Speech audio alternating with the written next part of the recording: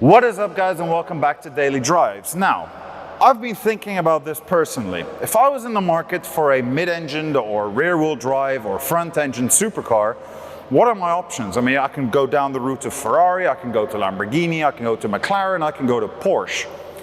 Unfortunately, the car sitting to my right is not really a car that many people even consider. And I really want to know why, because this is an absolute beast of a car.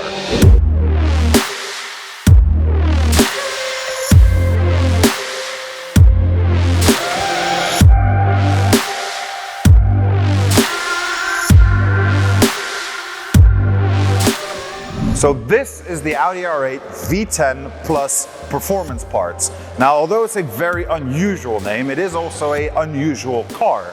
And the reason for that is that there are only 44 examples of this version in the world. And we're lucky enough today to have one joining us in our little dungeon of cars. So going back to the first generation, the R8 was actually inspired by the Le Mans Quattro concept car designed by Frank Lamberty and Julian Honig. They wanted to develop a car that could fight off the German rivals of Porsche. Now, they did that by providing this car with two engines, a 4.2 liter V8 or a 5.2 liter V10. Hugely powerful engines, and a real surprise to its German rival when they realized that this car is extremely quick, even back then. And this was only the beginning, because in 2008 they also came with the Spider version, which was a convertible.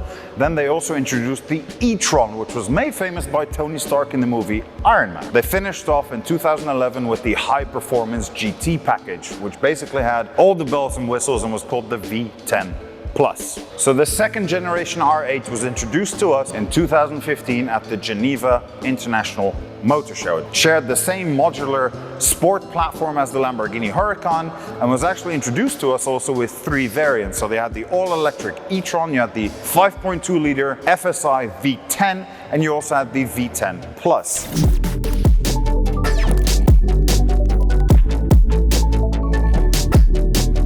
Now, the one thing that this car did not share from its predecessor is its gearbox. It no longer has a manual gearbox, and the reason for that is actually quite simple. As times are moving, engines are getting faster. Things are moving quicker, parts are moving more flawlessly. And unfortunately, the old foot and hand movement is no longer able to keep up with this type of tech. So in order to enhance and really utilize the performance of this car, they had to give it an automatic gearbox.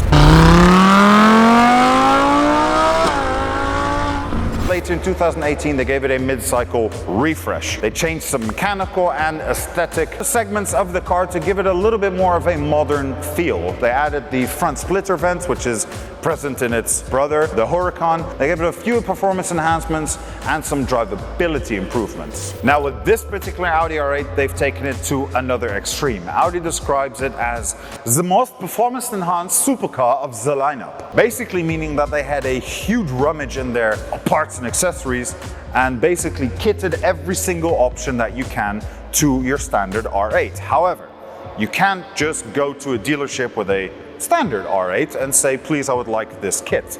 No, it doesn't work that way. What you have to do is provide a check of $30,000 and hope that the Audi Group accepts your offer. And if not, you're stuck with your own car and you'll just have to find one of the 44 owners of this and give him an offer he cannot refuse. So the initial platform for this car was a R8 V10 Plus, and then they proceeded to make it lighter and provide more downforce. Downforce in addition to the canards up on the front, including its carbon fiber front splitter. They've also done the whole aero kit, providing it with the huge rear wing to tell everyone that you are a race car and on your way to do racing. They've also added a huge carbon fiber diffuser and added lightness absolutely everywhere. This was the key of making this car the way it looks today. I mean, they shaved 2.2 pounds off the carbon ceramic brakes with titanium back bracing plates. I mean, to go through that much detail, you can only work at Audi.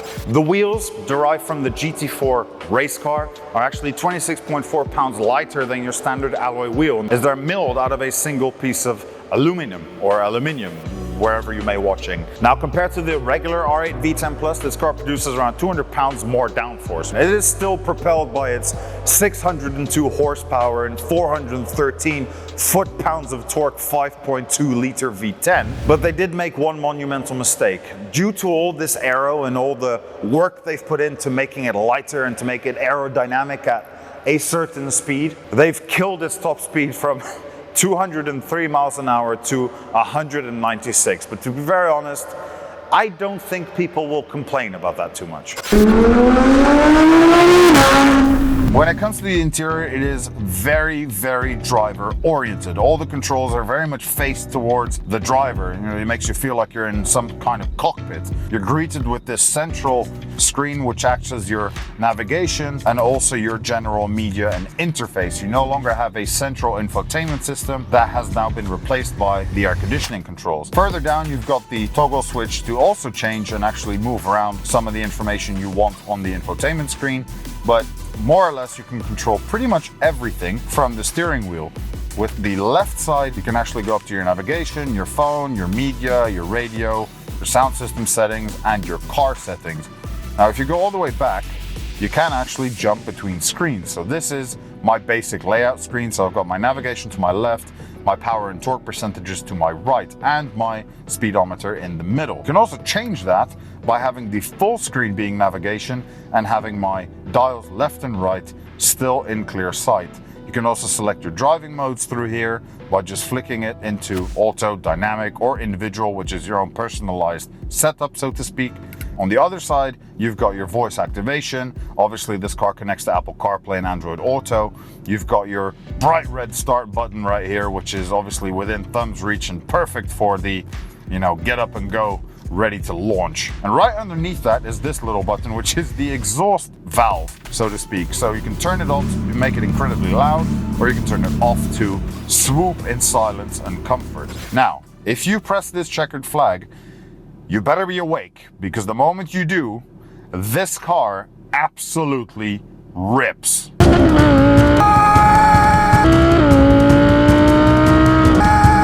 my God! What? How? How is this possible, man? Oh man, the pops and bangs. Oh dear me. Almost to 9,000 revs. I love V10s. Naturally aspirated V10s is a dying breed, but what a lost hurrah Audi has found for one of them. It's incredible. Oh, actually, let's get out of performance mode because that is straight up frightening and scary. 0 to 60 in 2.8 seconds. Audi says it's over 3, but they are lying. They're lying. And the gear shifts are immediate. As soon as you touch the lever, it just switches. Look.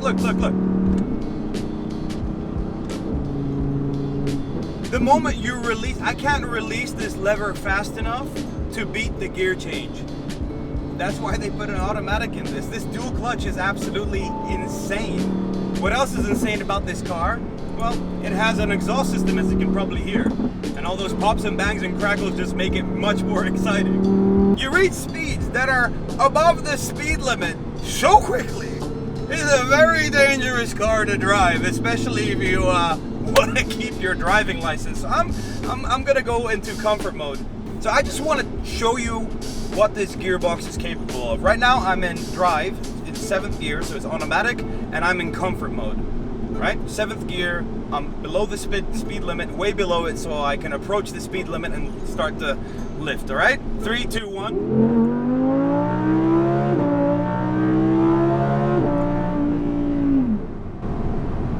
And it goes back to 7th directly, and you're doing double the speed. Ridiculous car.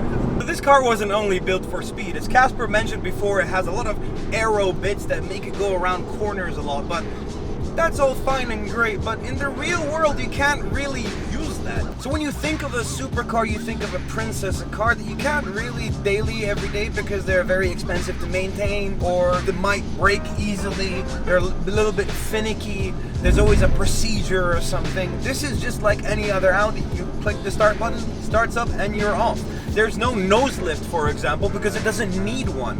You can go over pretty much every hump, and if I can do it here in Bahrain where the humps are size of 2 humped camels, you can do it anywhere. It's extremely comfortable in here. It's not like I'm being shaken about. As I said, I'm in comfort mode. And why would I need to go into the super fast kill you mode? Yeah, it's 4-wheel drive and it's a Quattro. And I don't know if you know about the history of Quattro, but that system kept rally cars on gravel, not in a tree.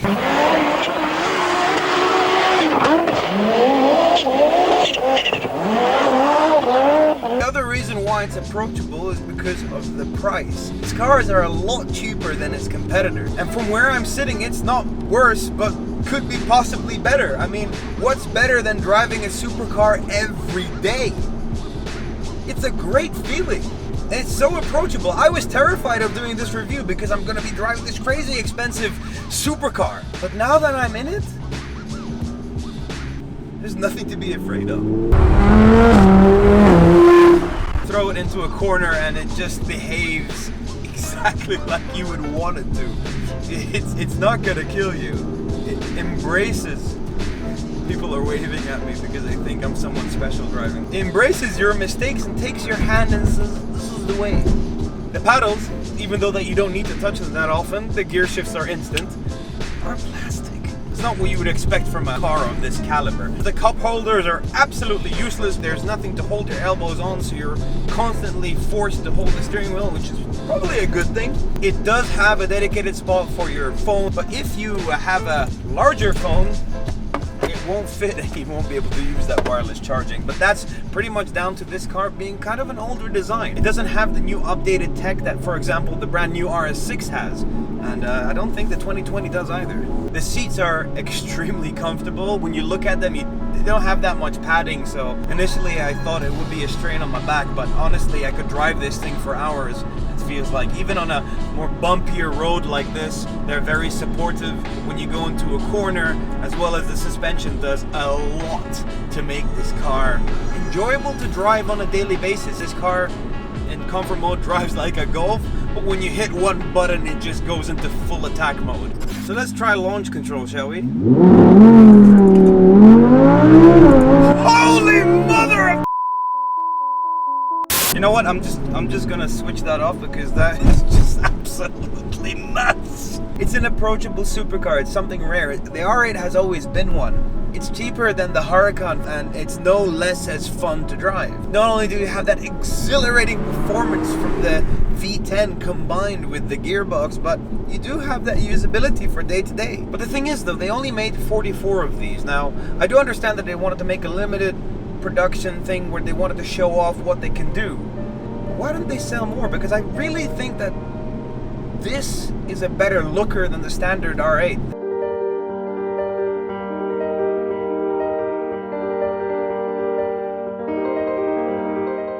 So there have been rumors that Audi will stop producing the R8 in 2022. They haven't really said what's going to happen, but they're saying that they're working on a new powertrain. And what people are speculating is that it's going to be an all-electric R8 to follow up. So what we're looking at here is possibly the last R8 powered by fossil fuels, which is a shame really, because I don't know, I feel like there's more of a connection with a fuel burning engine than there is with an electric. Don't get me wrong, electric cars are the future, and whether we like it or not, they are coming. It's just always sad to see a good car go.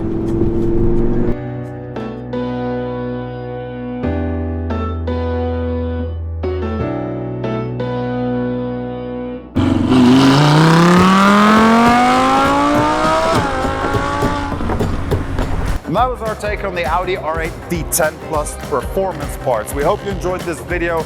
Don't forget to like and comment because it really does help the video, and obviously subscribe with the little bell notifications on. Thank you very much for watching.